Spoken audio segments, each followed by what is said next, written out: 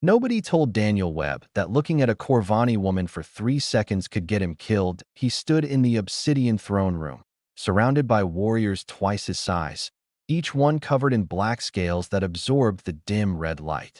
The Corvani were terrifying, 7 feet tall, 4 arms each, and a culture built entirely on combat and honor.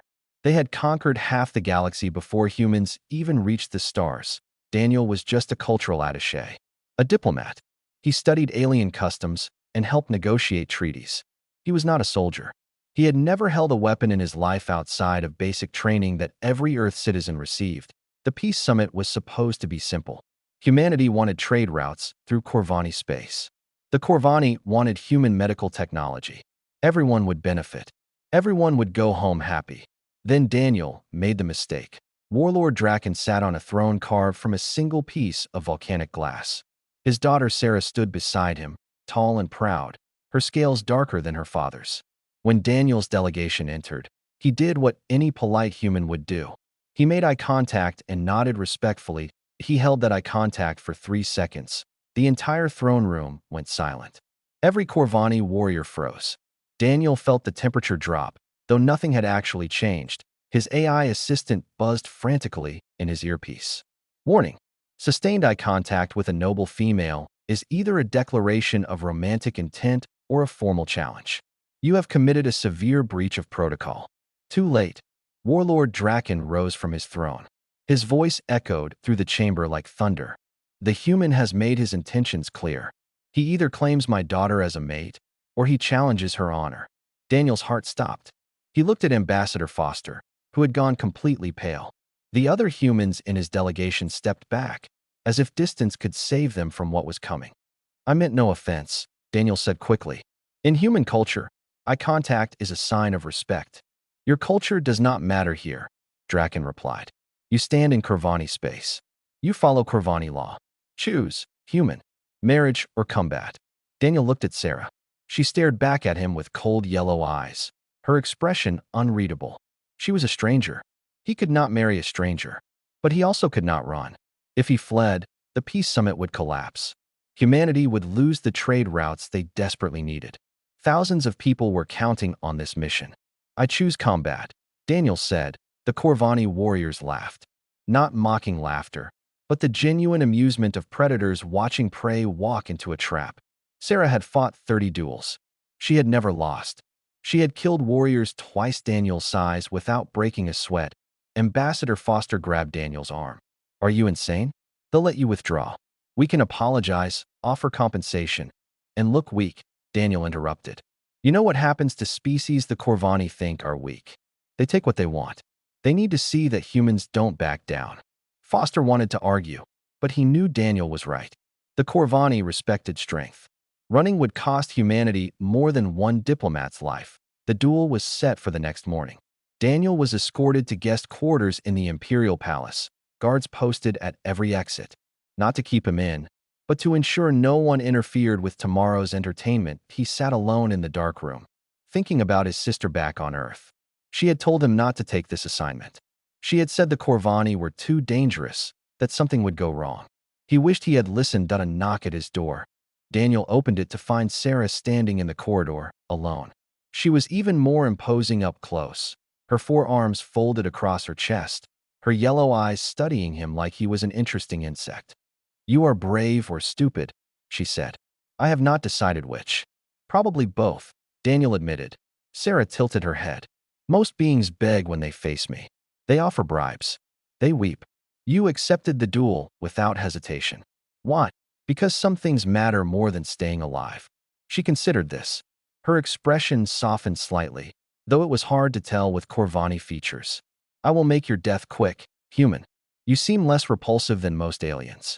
You deserve that mercy at least. Daniel smiled. Sarah blinked. Why do you smile? I just promised to kill you. Because you called it mercy, Daniel said. That means somewhere under all that warrior training, you actually care about being kind. That's interesting. Sarah stared at him for a long moment. Then she turned and walked away without another word. Daniel closed the door and leaned against it. Tomorrow, he would face the deadliest warrior on this planet. He had no weapons training, no combat experience, No chance of winning by normal standards. But humans had not survived ice ages and saber-toothed cats and each other by being the strongest creatures on Earth. They had survived by being the hardest to kill, by watching, by learning, by seeing the attack before it came. Daniel closed his eyes and remembered his grandfather's voice, teaching him to read body language, to notice the small movements that revealed intention. Every twitch, every shift in weight, every flicker of the eyes. Tomorrow, he would find out if 1,000,000 years of evolution was enough to stop a blade. Sleep refused to come, so Daniel walked. The imperial palace stretched for miles, a maze of black stone corridors and towering statues of ancient warriors. Guards watched him pass, but did not stop him. A dead man walking was no threat to anyone that he found his way to an open courtyard where old Corvani veterans sat around heating stones, sharing drinks and stories. They fell silent when they saw him, then burst into rough laughter. The human walks freely on his last night. One of them called out. Does he search for a hole to hide in? Daniel stopped and faced them. I search for the dueling arena. I want to see where I will fight tomorrow. The laughter died. The veterans exchanged glances. One of them, older than the rest with scars covering half his face, stood up slowly. His name was Brock, and he had survived more battles than Daniel could count. You wish to see the arena, Brock said. It was not a question. I do. Brock studied him for a long moment. Then he nodded. Come, I will show you. They walked together through the palace, Brock's heavy footsteps echoing beside Daniel's lighter ones. The old warriors said nothing until they reached a massive archway that opened onto sand. The arena was a pit 50 meters wide, surrounded by stone seats that rose up into darkness. Tomorrow, those seats would hold 50,000 Corvani, all watching Daniel die. Traditional blades only, Brock said. First to yield or die loses. No armor, no tricks, pure combat. Daniel stepped onto the sand. It was coarse and dark, almost like volcanic ash. He wondered how much blood had soaked into this ground over the centuries. Can I ask you something? Daniel said. Brock grunted, which Daniel took as permission. Has anyone ever beaten Sarah? No. She is the finest blade in a generation. Her father's pride. She has killed 30 opponents without taking a single wound. Brock paused. You understand what this means? I understand. Daniel began to move. Simple stretches at first, then flowing movements his grandfather had taught him as a child. Basic defensive forms from an old earth martial art. Nothing aggressive, nothing fancy, just smooth, continuous motion. Brock watched with initial boredom that slowly turned to attention. What is this? The old warrior asked. Exercise. Humans call it Tai Chi. It teaches us to move with intention, to stay balanced, to react without thinking. You cannot defeat a Corvani blade with dancing. No, Daniel agreed. But I never planned to defeat it. I planned to not be where it lands. Brock made a sound that might have been a laugh. You think you can dodge Sarah? She strikes faster than eyes can follow. Corvani eyes, Daniel said. Human eyes are different. He stopped moving and faced Brock directly. Humans evolved as hunters on a very dangerous world. We had no claws, no fangs, no natural weapons. But we survived because we could see things other creatures could not. The twitch before the pounce, the tension before the strike. We learned to read bodies like books. Brock's amusement faded. You speak of prediction. I speak of observation. Every creature telegraphs its intentions. Muscles tense before they fire.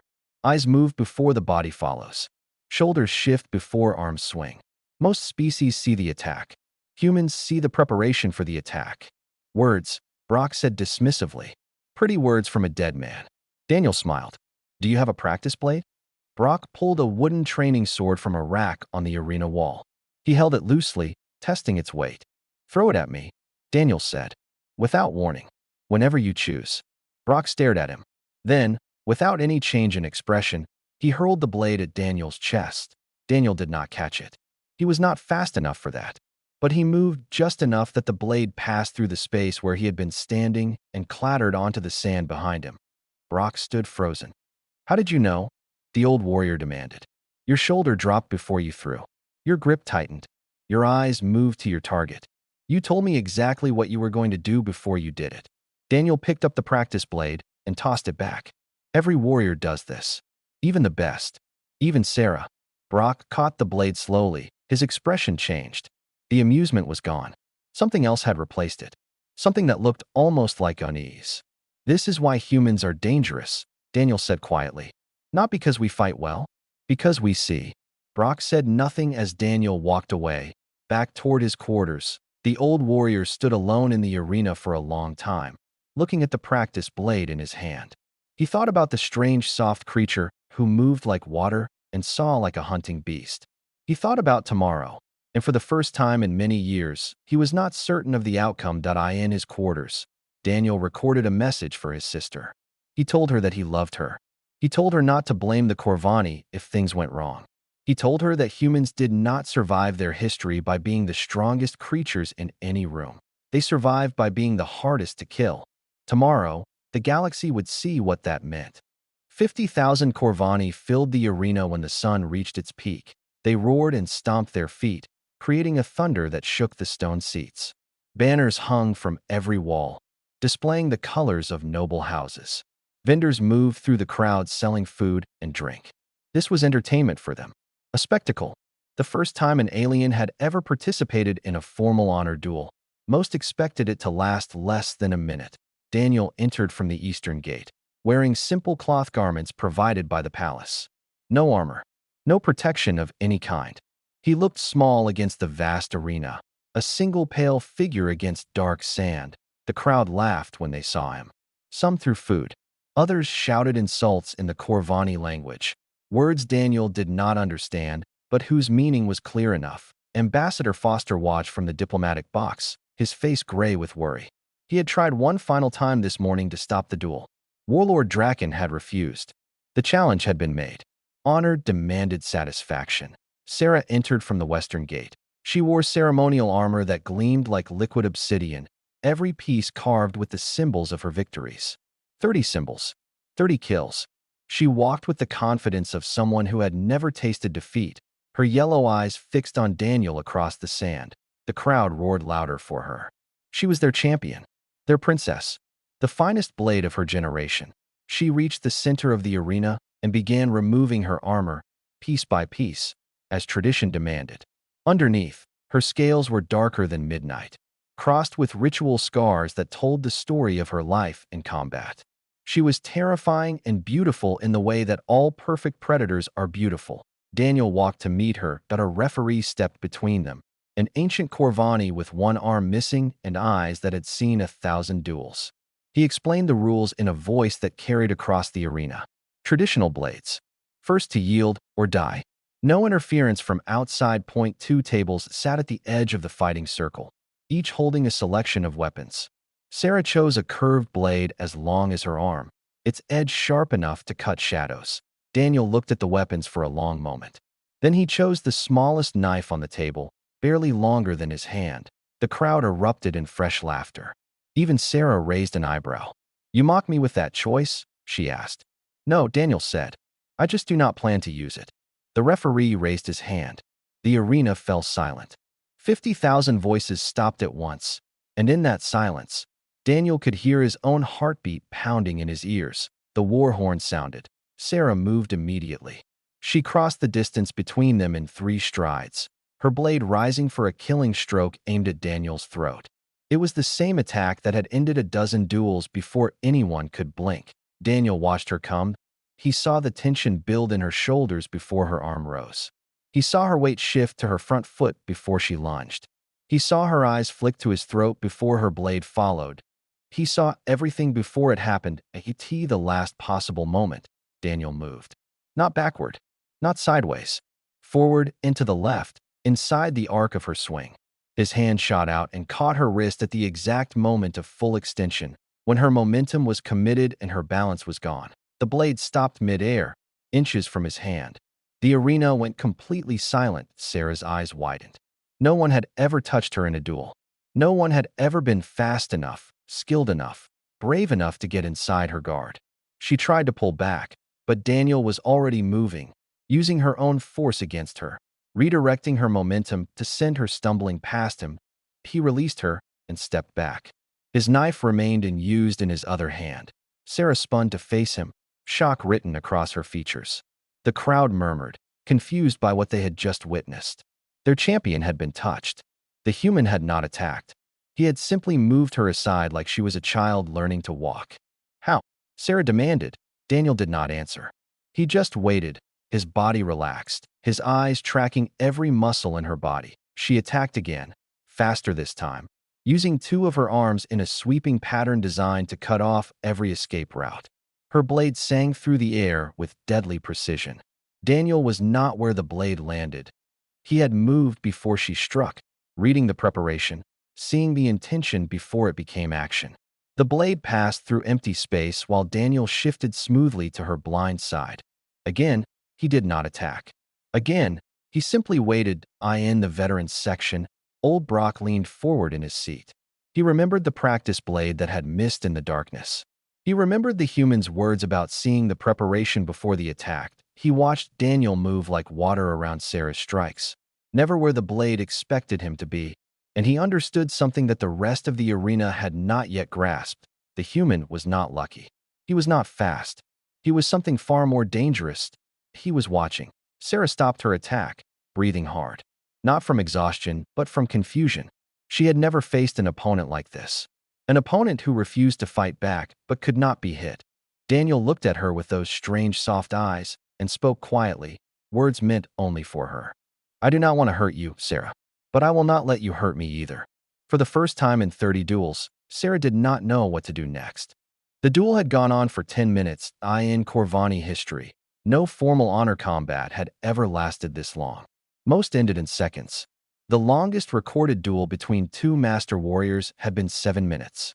Daniel and Sarah had already broken that record, and neither of them had a scratch. Sarah attacked with everything she had. She used techniques passed down through generations. She combined strikes from all four arms in patterns so complex that most warriors could not even follow them with their eyes. She moved with a speed that should have been impossible to track. Daniel tracked it. Every strike missed. Every slash cut empty air. Every thrust found nothing but space where Daniel had been standing a heartbeat before. He flowed around her attacks like smoke around a hand, never quite where she expected, always just out of reach. The crowd had stopped laughing. They watched in stunned silence as their greatest warrior failed again and again to land a single blow on a creature half her size with no combat training. Sarah's frustration boiled into anger. Her attacks became wilder, more aggressive. She abandoned the elegant forms and relied on pure speed and power. Daniel spoke to her while they fought. His voice was calm, almost gentle. Why do you fight, Sarah? She snarled and swung at his head. He ducked beneath it. Because it is the Corvani way. Because honor demands it. Is that what you believe? Or what you were told to believe? Another strike. Another miss. Sarah's breath came harder now, not from exhaustion, but from something she did not recognize. Confusion. Doubt. My father is the warlord. My duty is to uphold our house. That is duty, Daniel agreed, sliding past a four-armed combination that would have killed anyone else. I asked what you believe. Sarah stopped attacking. She stood in the center of the arena, chest heaving, yellow eyes burning with an emotion she could not name. You do not fight back, she said. Why? Because fighting is not how I want to win. Then how do you expect to win? Daniel lowered his unused knife. By showing you that there is another way. Sarah stared at him. The arena was silent. 50,000 Corvani held their breath, waiting for what would happen next. You are insane, Sarah said. This is a death match. One of us must fall. Must they? Your laws say the duel ends when one yields or dies. But they do not say which one must do which. Daniel took a step closer to her. I will not kill you, Sarah. I will never try to kill you. But I will also not yield. I will stand here and move and wait for as long as it takes. Takes for what? For you to choose something different. Sarah's face twisted. She raised her blade and launched her most devastating attack, a forbidden technique that sacrificed all defense for absolute offense. It was the killing stroke that had ended her greatest opponents, a move so fast and so powerful that no one had ever survived it. Daniel saw it coming from the moment her muscles tensed. He stepped inside her guard, too close for her blade to reach him, so close he could feel the heat from her scales. The blade passed behind his back, cutting nothing but air. He placed his hand flat against her chest, over her heart. For one heartbeat, they stood frozen. His palm pressed against her scales. Her blade extended behind him, useless. Her yellow eyes stared into his soft brown ones. "If I held a knife," Daniel said quietly, "you would be dead." He did not hold a knife. His small blade had fallen to the sand minutes ago, forgotten. He had chosen to touch her with an empty hand.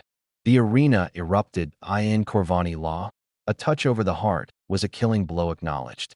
The duel was over. Daniel had won without drawing a single drop of blood, but the Corvani were not cheering. They were shouting in confusion, in disbelief, in something that sounded almost like fear.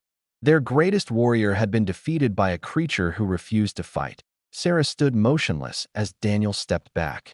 Her blade fell from her hand and landed in the sand with a soft thump. "How did you see it?" she whispered. "The final strike. No one has ever seen it coming." "I did not see the strike," Daniel said. "I saw you. The way your shoulder dropped. The way your weight shifted. The way your eyes changed when you decided to kill me." He paused. "You are not a mystery, Sarah. You are a person, and I have spent my whole life learning to see people." Sarah looked at him for a long moment. Something shifted in her expression. The cold warrior mask cracked, just a little, revealing something vulnerable underneath. "You could have killed me," she said. "At the end, you had the position." "Yes. Why didn't you?" Daniel smiled sadly. "Because killing you would have meant I had nothing left to teach." In the crowd, old Brock sat back in his seat. His hands were shaking. He had seen many duels in his long life, but he had never seen anything like this. He had never seen someone win by refusing to fight. The galaxy had just changed, and most of those watching did not even understand how. Warlord Draken's rage could be felt throughout the palace. He paced his private chambers like a caged beast, his 4 arms clenched into fists. His daughter, the finest blade in a generation, had been defeated by an alien with no weapons training. The shame of it burned in his chest like poison. The High Council gathered the next morning to determine what this meant.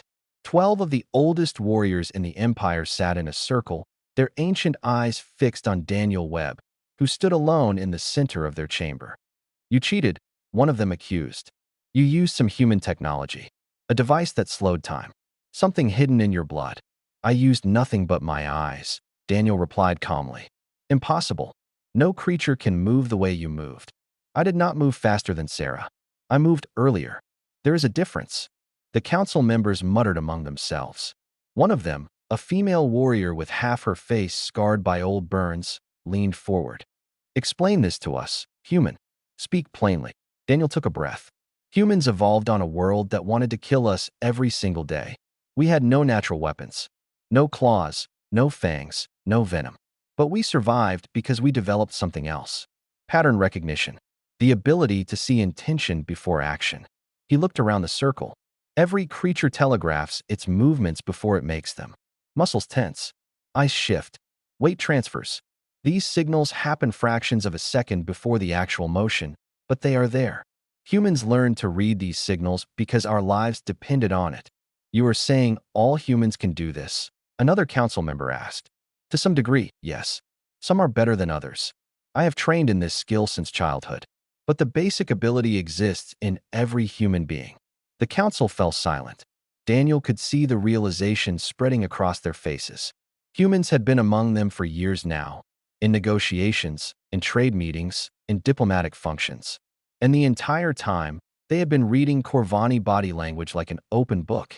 Every bluff, every hidden intention, every lie. "This changes everything," the burned warrior said quietly. Warlord Draken entered the chamber. The council rose in respect, but he waved them down. His yellow eyes fixed on Daniel with an intensity that promised violence. "You have humiliated my house," Draken said. "You have defeated my daughter without the honor of combat. You have made us look weak before the Empire." "I have done none of those things," Daniel replied. "I have shown that strength does not require bloodshed. That victory does not require death." Pretty words. Empty words. Are they? Daniel did not flinch from the warlord's gaze. "Your daughter is alive. She has learned something no opponent ever taught her before. Is that not more valuable than another corpse on your arena floor?" Draken's expression flickered. For just a moment, something other than anger crossed his features. Before he could respond, the chamber doors opened. Sarah entered, still wearing her combat robes from the duel. She walked past the council members and stopped beside Daniel. "Father," she said, "I request to speak." Draken nodded stiffly. The human did not humiliate me. He showed me something I have never seen before. Sarah turned to face the council. In 30 duels, I have learned nothing. Every opponent fought the same way, thought the same way, died the same way. This human was different. He saw me, not as an enemy to be defeated, but as a person to be understood. And what does that matter? Draken demanded. It matters because understanding is more powerful than conquest. Sarah looked at Daniel. I want him to teach me. I want to learn to see the way he sees. The council erupted in protest. A human teaching a Corvani? It was unthinkable. It was an insult to their entire culture. Daniel raised his hand, and somehow they fell silent. Warlord Draken, he said, you have a choice to make. You can send me away, and nothing will change. Your empire will continue to conquer through blood and blade until you meet an enemy you cannot defeat. Or you can let me stay. Let me teach. Show your warriors that there is another kind of strength. And why would I do this? Draken asked. What do you offer that is worth such a change? Daniel smiled. I offer you the same thing I offered Sarah. A chance to see clearly. Your enemies will never expect it. They will prepare for warriors. They will not prepare for warriors who can read their every intention before they act. Draken was silent for a long moment. The council waited. Sarah waited. Daniel waited. Finally, the warlord spoke. If you stay, you become part of my house. Bound by our laws. You will never leave unless I permit it. I accept. You will teach only those I choose. I accept. And if you fail, if this understanding you speak of proves worthless, I will kill you myself. Daniel met the warlord's eyes without fear. I accept. Draken stared at him, searching for weakness, for doubt. He found none. Then we have an agreement, human. The warlord turned to his daughter. He is your responsibility, Sarah. Learn what he teaches. Prove to me this was not a mistake. Sarah bowed. When she rose, her eyes met Daniel's, and for the first time since the duel, she smiled. The galaxy had just taken its first step towards something new. 5 years changed everything. The Corvani Imperial Academy had a new wing now, built from pale stone that stood in stark contrast to the black volcanic rock of the rest of the campus. They called it the House of Seeing. Inside its walls, young Corvani warriors learned something their ancestors had never imagined. They learned to read, not words. People. Daniel stood at the training ground's edge, watching his students practice. They moved in pairs, one attacking, one observing. The attackers struck with full force. The observers did not block or counter. They simply moved, sliding around the strikes like water around stone. It had taken 2 years to develop the curriculum. Another year to prove its effectiveness. Now the House of Seeing produced the most formidable diplomats and warriors in the empire. Soldiers who could not be surprised. Negotiators who could detect lies before they were spoken. Sarah walked up beside him. She had changed in 5 years. The cold warrior mask was gone, replaced by something warmer, more alive. She led the new diplomatic corps, a unit of warriors trained in Daniel's methods. They resolved conflicts through understanding rather than bloodshed. The Confederated Worlds delegation arrived this morning, she said. They want to meet with you. Daniel nodded. He had expected this. News of the Corvani transformation had spread across the galaxy. Species that had been enemies for centuries were suddenly talking peace. Trade routes opened. Alliances formed. The warrior empire that had conquered half the known systems was now building bridges instead of burning them. What do they want? He asked. Same thing everyone wants. They want to know how you did it. How one human changed an empire. Daniel smiled. I did not change anything. I just showed them another way to be strong. They walked together through the academy grounds. Young Corvani warriors practiced the old combat forms, but now they also sat in circles, learning to observe, to listen, to see the beings behind the actions. It was still a warrior culture. It would always be a warrior culture. But now their greatest weapon was understanding. The delegation from the Confederated Worlds waited in the main hall. A dozen representatives from species that had been fighting each other for generations. They looked nervous, uncertain, like people who had heard rumors of miracles and were not sure whether to believe. Daniel entered with Sarah at his side. He did not bow or show submission. He simply stood before them and waited. You are the human, one of them said. A tall insectoid creature with compound eyes that reflected Daniel's image 1,000 times. The one who defeated the Corvani princess without fighting. I am. They say you can read minds. Daniel laughed softly. I cannot read minds. I can only read bodies. The small movements that reveal intention. The tension that comes before action. Every creature does this. Most simply never learn to see it. And you taught this to the Corvani. I taught them to see others as people instead of obstacles. The rest followed naturally. The delegates exchanged glances. The insectoid leaned forward. Could you do the same for us? For our conflicts? Daniel considered the question. He thought about all the wars still burning across the galaxy. All the species that saw each other as enemies because they had never learned to see each other as beings with fears and hopes and hesitations. Humans have been doing this since before we left Earth, he said. Every time two tribes met, someone had to learn to read the other, to understand before acting, to see before striking. It is what we are. Then you will help us. Daniel looked at Sarah. She nodded slightly. I will not go with you, Daniel said. My place is here, teaching. But humans are not special because one man learned to see a blade coming.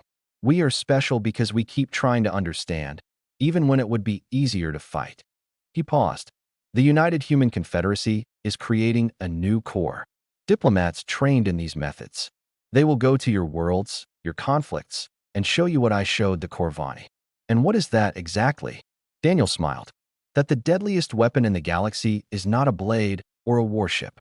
It is the quiet certainty of a species that refuses to see enemies. Only people they have not yet understood. The delegation left with promises and plans. More humans would come. More bridges would be built. The galaxy was changing, one conversation at a time. That evening, Daniel and Sarah stood on a balcony overlooking the academy. The twin suns were setting, painting the sky in shades of red and gold. My people have a new word for what you do, Sarah said. They call it soul reading. Daniel leaned against the railing. Humans have a simpler word. Empathy. It sounds small for something so powerful. The smallest things often are the most powerful. He looked at her. A blade stopped mid-air, inches from my hand. That is where this began. One moment of seeing instead of reacting. Sarah was quiet for a moment. Then she spoke. Do you ever regret it? Staying here instead of going home. Daniel shook his head. This is home now. This is where I can do the most good. He straightened up. Besides, someone needs to keep teaching the next generation of soul readers. The galaxy is large, and there are many blades still in the air. Sarah smiled. It was a real smile, warm and genuine. Nothing like the cold warrior who had promised him a quick death 5 years ago. Then we should get back to work, she said. They walked together into the academy, ready to train the next class, ready to show another generation that true strength came not from the blade you carried, but from the eyes that could see beyond it. The blade had stopped mid-air inches from his hand. And in that moment, an empire learned that humanity's greatest weapon had never been their technology or their numbers, that it was their refusal to stop seeing people as anything less than people.